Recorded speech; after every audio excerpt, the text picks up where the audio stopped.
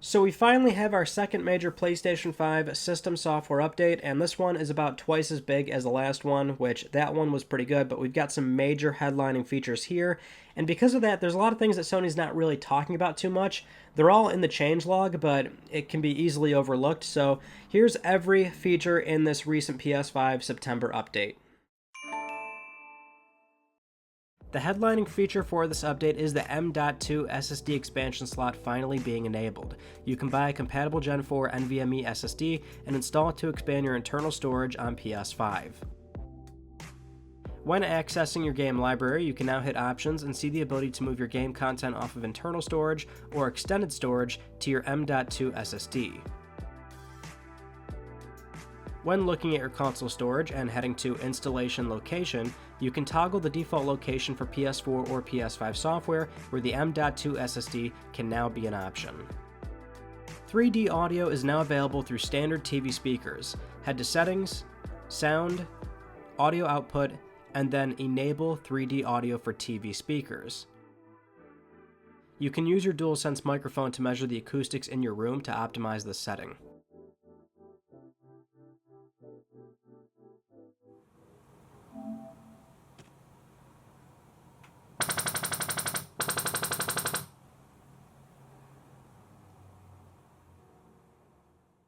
When adjusting 3D audio for headphones, you can now move the sample sound from left to right, letting you more accurately pick the sound profile that's right for you. Head to Settings, Sound, Audio Output, and adjust 3D audio profile.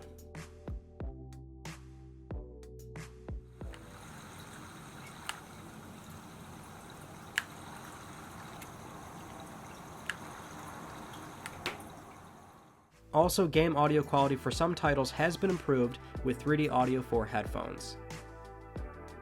PS4 and PS5 game versions are now entirely separated and clearly labeled, so there's no longer the hidden option to change game versions. They'll show up independently. And for those PS4 and PS5 labels, they stretch across all areas of the console. They're even there for PS3 games from PS Now. Also, the red PlayStation Hits logo has been removed from any games that now appear outside of the PS Plus collection or the PS Store menu for a cleaner look. In addition, some games have an updated title picture across the console. In the game library, the Installed section is now the first tab that you see to quickly access your games that are ready to play. In Your Collection, you'll also now see a little icon representing multiple versions of a game if you are entitled to them. Also in the Collections tab, the Hide button is now easier to reach in the drop-down options menu. The first time you access the Control Center, you're now greeted with an introduction to the feature and how to use it. In Game Base, you can now access party chats and send messages right from the Control Center.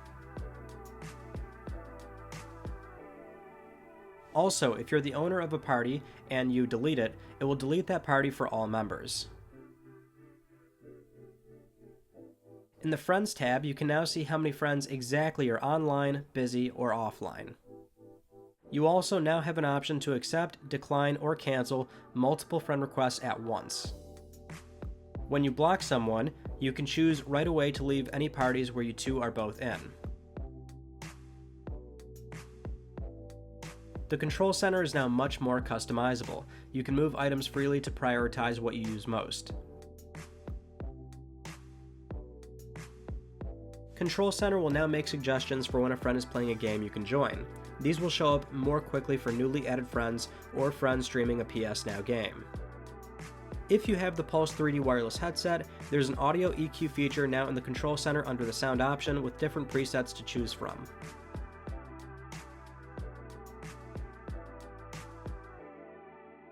For trophies, there's now a vertical list instead of horizontal, allowing you to read much more than you previously could.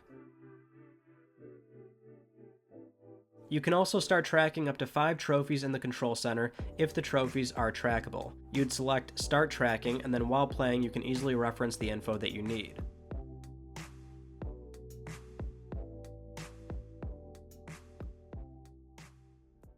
You can also do this with the Pin to Side mode to see the information during gameplay.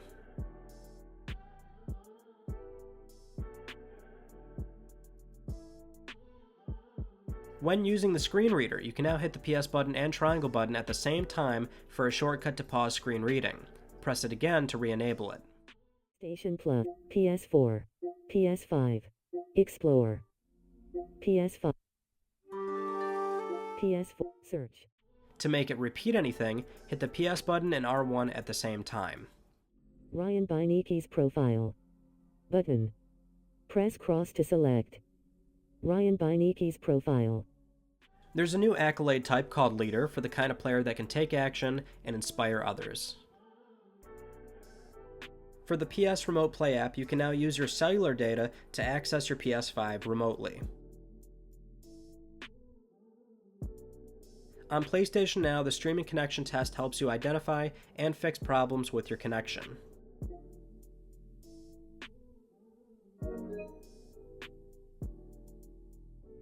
Also, while streaming games, you can manually set your max streaming resolution.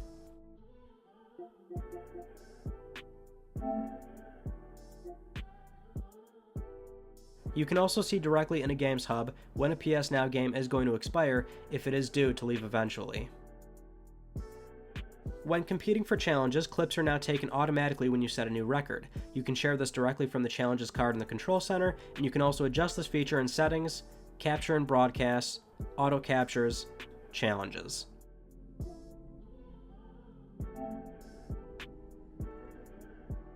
Parent or guardians will now receive requests on PS5 or the PlayStation app when a child requests more playtime. The child will receive a notification based on the approval or denial of requested playtime.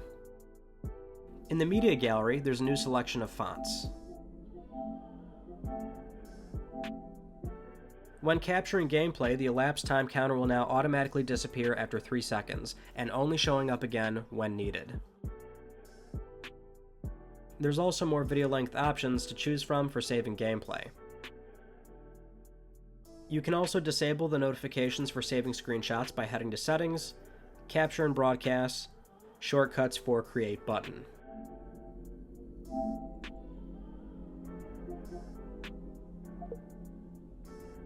There's also controls now for including your mic's audio and party audio in your broadcasts and video clips. In Settings, User and Accounts, Account, Communication Preferences, you can set whether you want promotional notifications or emails. For notifications, if you receive one with an attached video, you can choose to watch it right away in a pop-up box or from the notifications list.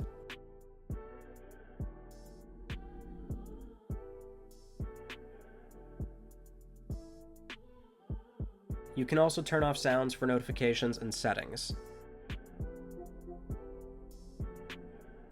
When logging into PS5, the mute status for any connected microphones will display.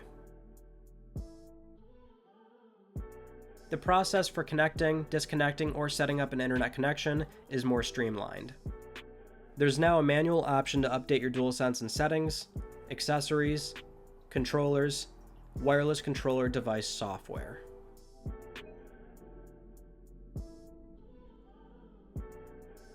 That is pretty much everything for PS5 right now. The only thing I didn't include, because I just noticed, was there's a new game hub screen for the trophy breakdown, essentially. There's now a podium for, bronze, silver, gold. Before that was just a trophy percentage.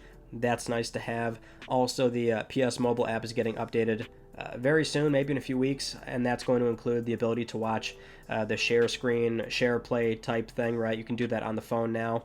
And then also we had PS4 software update 9.0. Not a whole lot going on there. We'll probably talk about that on Friday for Let's Talk PlayStation. There's still a lot that we're missing, of course, when it comes to features on PS5. So I know it's like, where's this, where's that? But we're still under a year with the console. There's pretty good progress here. A lot of things getting knocked out over time. So I'm pleased with their progress so far.